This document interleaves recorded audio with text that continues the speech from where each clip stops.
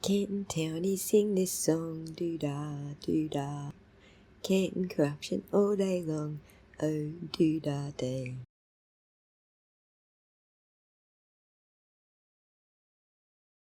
Welcome back, Deep Divers. Today we're diving into a case that's ripped from the headlines, but we're going deeper than the surface, past all the sensationalism and everything.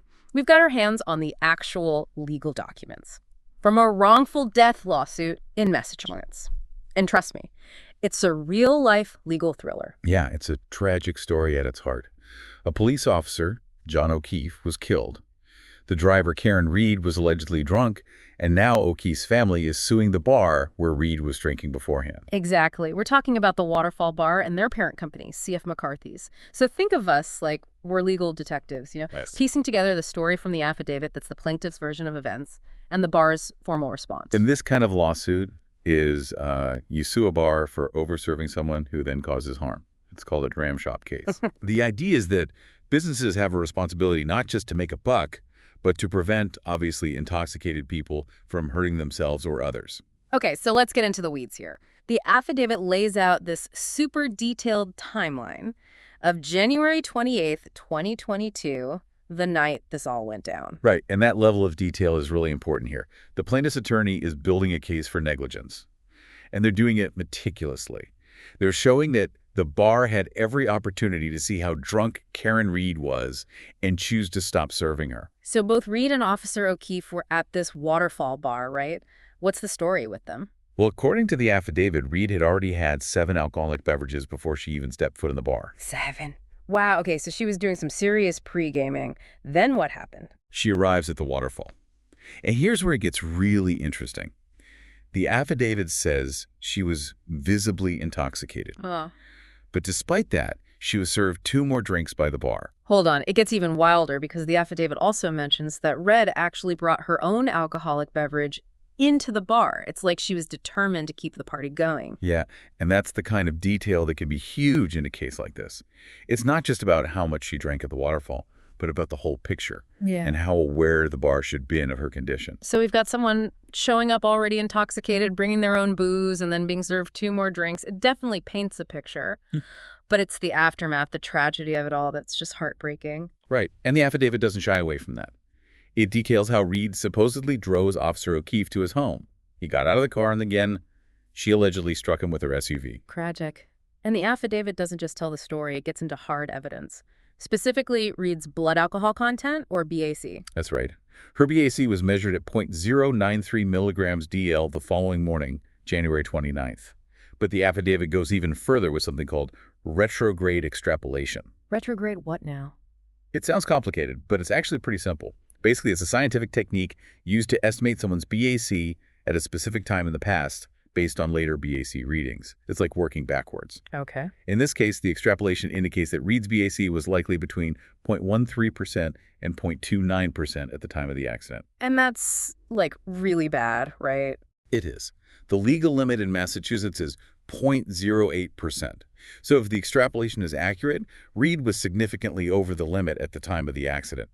And remember, the plaintiff's whole case hinges on connecting the overserving at the bar directly to the fatal accident. It's like they're drawing a straight line from those extra drinks at the bar to that tragic moment. Exactly. They're laying the groundwork for their wrongful death claim. And to add another layer here, we have to mention that the Commonwealth of Massachusetts has also brought some serious charges against Karen Reed. Second-degree murder, manslaughter, OUI, and leaving the scene of an accident. Right, though it's important to remember that those charges are part of a separate criminal case, which has its own set of rules and burdens of proof. This lawsuit we're deep diving into is a civil case. Okay, so we've got the plaintiff side, this really detailed account of the events leading up to the tragedy. Now let's turn to the defendant's response. And I have to say it's fascinating how it's structured like a point-by-point rebuttal to every single allegation in the complaint. It's a classic legal strategy. It allows CF McCarthy's to be very precise in their response. They can admit to certain things, deny others, and in some cases, claim they just don't have enough information to say either way. So it's not as simple as them just saying, we deny everything. Right. They're picking their battles, so to speak. Exactly. They're carefully crafting their defense, trying to poke holes in the plaintiff's narrative. For example, they admit that Karen Reed was served alcohol at the Waterfall. Uh-huh. However, they deny knowing that she was already intoxicated when she arrived, claiming they had no knowledge of her 7-drink pregame. Which, I mean, come on. She walks in after 7 drinks, brings in her own booze. Seems a little hard to believe they didn't notice something, but then again, that's for a jury to decide, right? You got it. The bar is essentially saying, prove it. Yeah. And that's a key theme we see throughout their response. They're placing the burden back on the plaintiff to back up their claims with solid evidence. And this is where that detail about Red bringing in her own drink gets really interesting. CF McCarthy's response. They claim they don't have enough information to either admit or deny that it happened. I mean, seriously. I know it sounds strange, right? Yeah. But strategically, it's a smart move. By saying they don't know, they're forcing the plaintiff to spend time and resources proving something that might seem obvious. So they're playing defense, making the plaintiff work for every inch. Precisely. And this strategy is even more evident in what are called affirmative defenses. Yeah. Essentially, additional arguments that, if successful, could completely derail the plaintiff's case, even if they prove everything in the complaint. Okay, so this is where it gets really juicy. Walk us through these affirmative defenses. What are they, and how do they play into the bar's overall strategy? Well, CF McCarthy's actually lays out 4 main affirmative defenses, and they each act like a separate shield, protecting them from liability. Lay it on me. Their first defense is a big one. They're basically saying even if everything that the plaintiffs are saying is true, even if we did overserve Karen Reed, the complaint itself is legally flawed. It doesn't meet the requirements for a valid legal claim under the law. So they're going after the very foundation of the lawsuit. Exactly. Their second defense is more about procedure. They're saying the plaintiffs didn't dot their I's and cross their T's. Maybe they didn't file the lawsuit within the allowed time frame, or they missed some other important legal deadline. So even if the plaintiff has a strong case on the surface, they could trip on a technicality. Exactly. It highlights just how important meticulous legal strategy is in cases like this. Okay, what about the third affirmative defense? What's their next move in this legal chess match? This one gets to the heart of causation. CF McCarthy's is basically arguing that even if they overserved Karen Reed, other factors beyond their control contributed to Officer O'Keefe's death. They're saying it's not as simple as we served her drinks, therefore it's our fault. So what kind of intervening factors are they talking about? What else could have contributed to this tragedy? Well, at this stage, they're being intentionally vague. They want to keep their options open. Okay. But they could point to a whole range of things. Karen Reed's own choices and actions that night, maybe the weather conditions, maybe even potential negligence on the part of Officer O'Keefe. So they're trying to muddy the waters a bit, introduce some doubt. Right.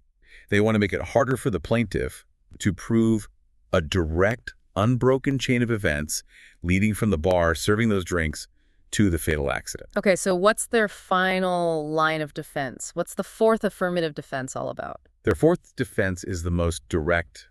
They're essentially throwing down the gauntlet and saying, prove it. Show us which specific law we broke. So they're challenging the plaintiff to point to the exact statute or regulation they violated by allegedly overserving Karen Reed. Exactly.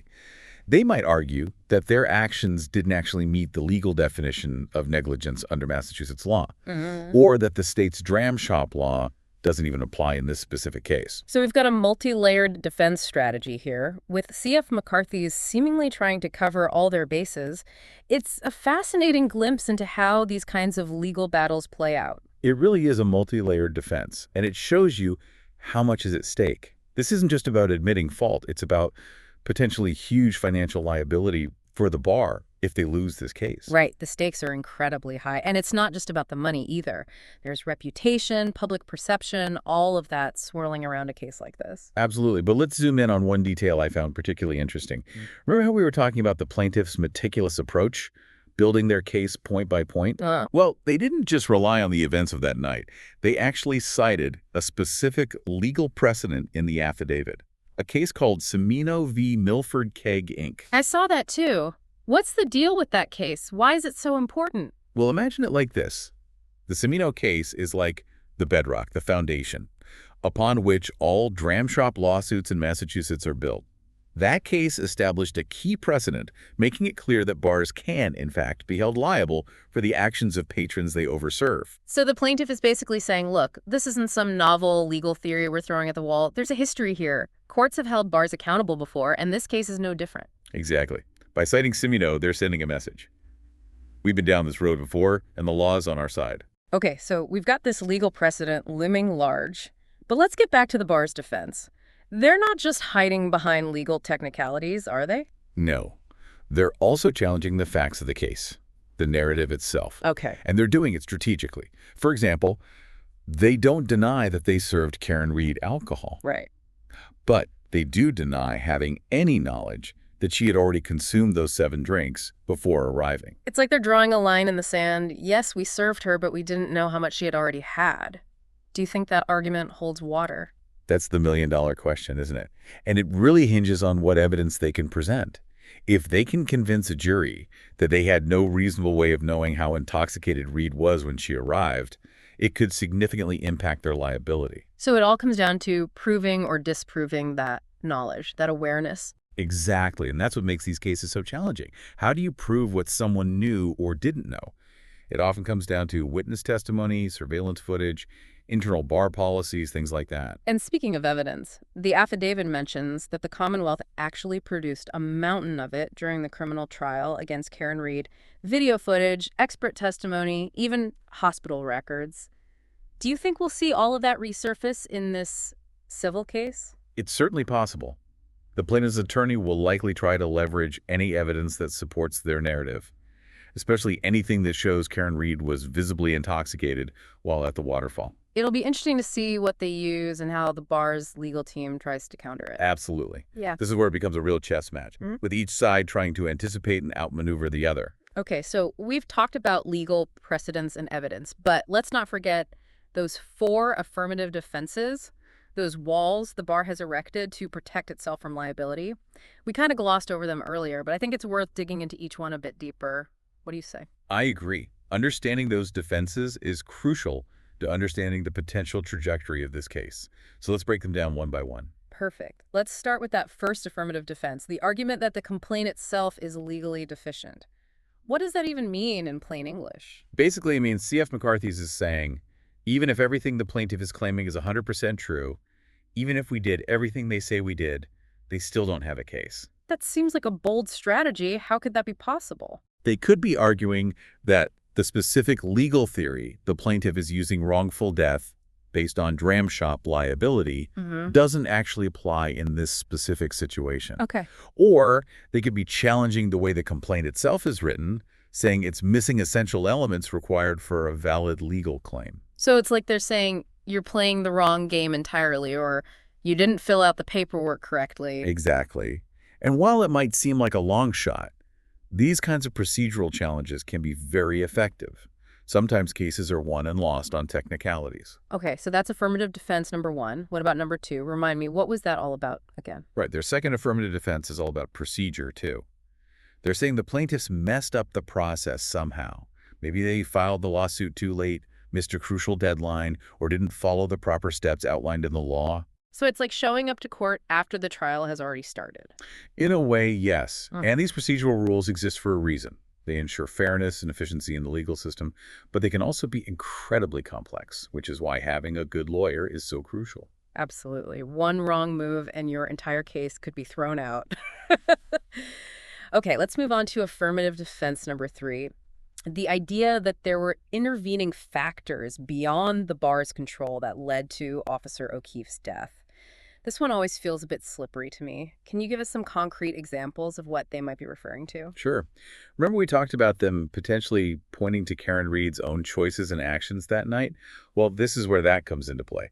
They could argue that even if Reed was overserved, she still made the conscious decision to drive that night, and that decision was the ultimate cause of the accident. So they're shifting the blame, essentially saying it was her fault, not theirs. In a sense, yes.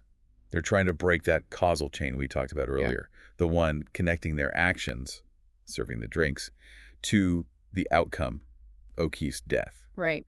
They might also point to other potential intervening factors, like the weather conditions that night.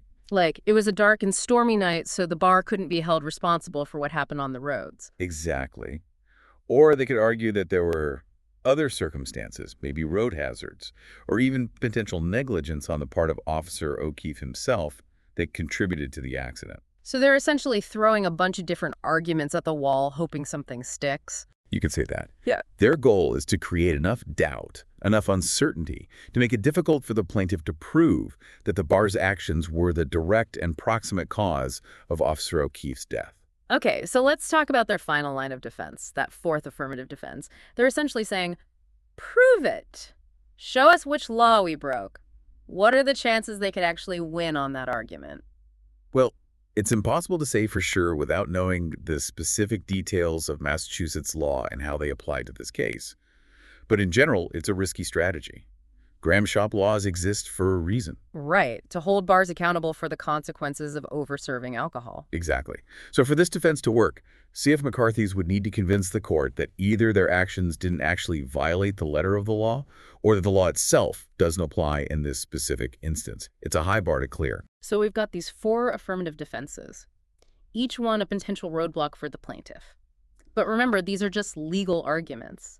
The bar still needs to present evidence to support their claims. Exactly, and that's what makes this case so fascinating.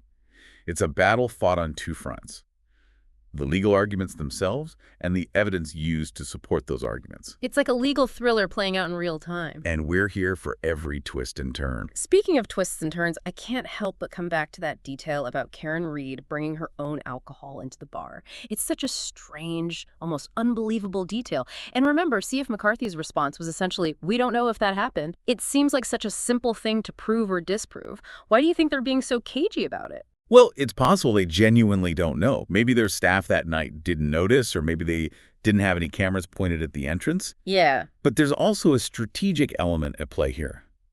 By saying they don't know, they're forcing the plaintiff to spend time and resources proving something that might seem self-evident. It's like a diversionary tactic. While the plaintiff is busy chasing down witnesses and video footage to prove Reed brought in her own drink, maybe the bar's legal team is focusing their energy on a completely different aspect of the case. Exactly. It's all part of the game. And it highlights a key point that we often forget in these high-profile cases. Every detail matters. Every detail, every piece of evidence, every legal argument could potentially tip the scales of justice one way or the other. Absolutely.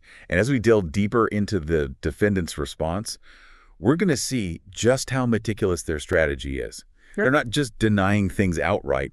They're picking their battles, choosing their words carefully, and using every tool at their disposal to protect themselves from liability. It's a fascinating, if somewhat unsettling, look at the inner workings of the legal system. It's like they're playing 4D chess while we're stuck with checkers over here. Right.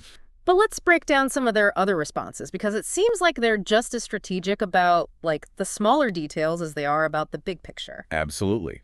Take, for example, their response to the allegation that Karen Reed was visibly intoxicated when she arrived at the Waterfall. Yeah. They don't just come right out and deny it. Yeah. Right? Instead, they say they lack sufficient knowledge or information to admit or deny that she was visibly intoxicated, which I have to say feels like a little bit of a dodge. It's a classic legal maneuver. Remember how we talked about the burden of proof? Well, by using this language, they're essentially saying, prove it.